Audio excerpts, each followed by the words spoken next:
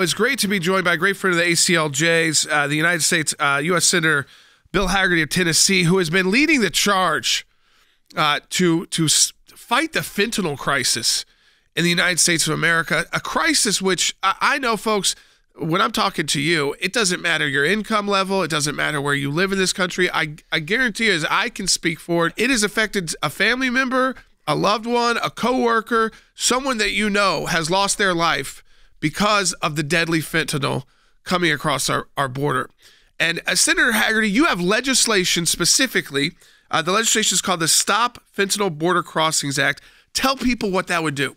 Jordan, what it does is it takes advantage of the great void that's about to be created by the Biden administration when Title 42 comes down in just a couple of weeks. Title 42, just to remind our listeners, is the last tool that Border Patrol has left to actually turn away people at our southern border who they suspect may be bringing – it's a health emergency that they may suspect would be bringing across illnesses like the pandemic. The pandemic is over. I agree with that. The Biden administration finally is waking up and declaring that in a couple of weeks in May.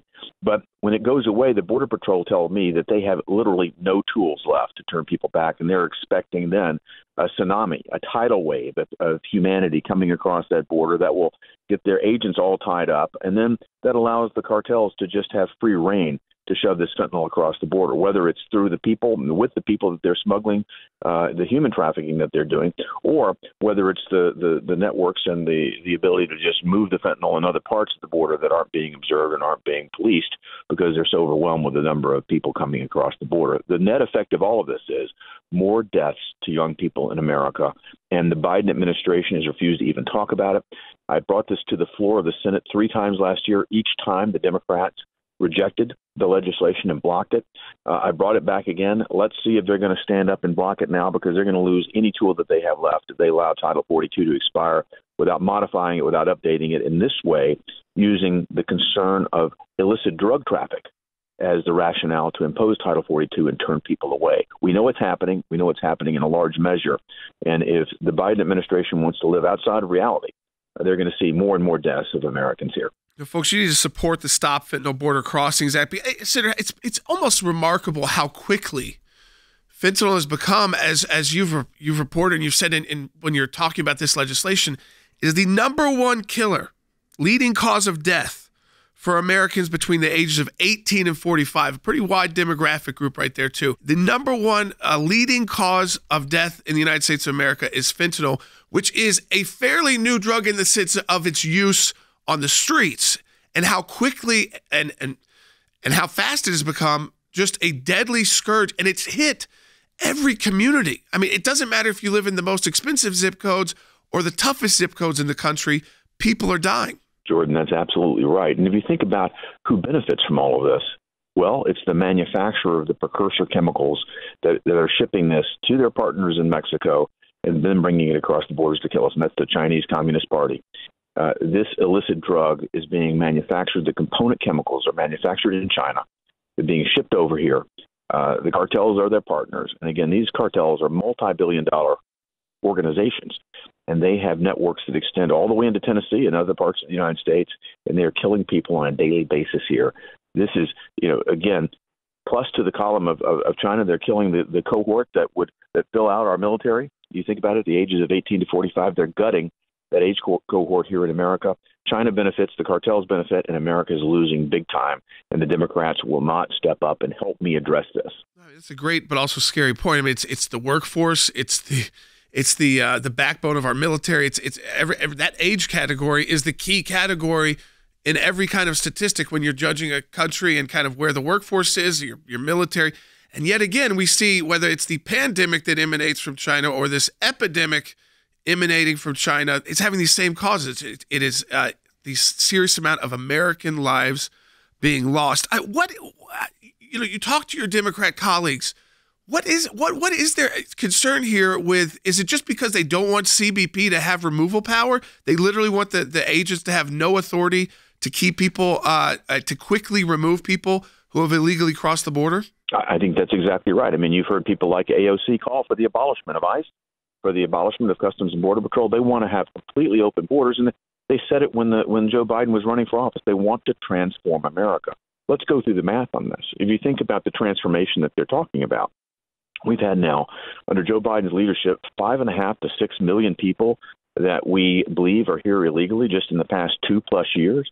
And when we lose the last tool left, that's Title 42, what we're going to see is perhaps a doubling. That's the estimate by Customs and Border Patrol. We could be at, plus 15 million people by the end of Biden's term here. That is a transformational number. If you add that to the number of people that are already here illegally before Biden took office, we're talking about more than 4 times the size of our home state of Tennessee here illegally. Where do these people go? They come across the border. Think about it. Disproportionately, they're going to find their way to these sanctuary cities. Where are the sanctuary cities located?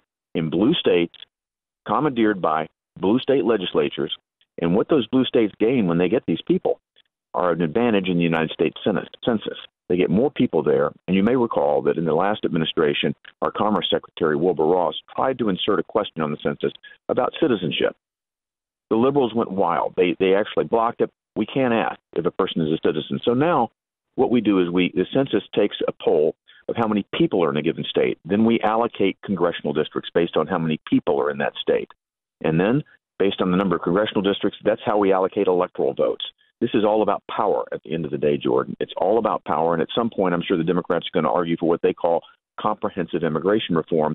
So let me decode that for our listeners. Comprehensive immigration reform is their terminology for a pathway to amnesty and citizenship. I mean, right there, just to take in what Senator Hagerty just walked through. I mean, right before you were on the air, you talked about, too, the trafficking side of this. The fact is that they know there's an HHS whistleblower testifying in the House today that they know that the U.S. government knows that they are basically like a middleman right now for human trafficking, and child labor is now becoming a huge problem in the United States again. I mean, and yet the party that acts like they're so progressive has no concern for these people. I mean, that's the other part of this.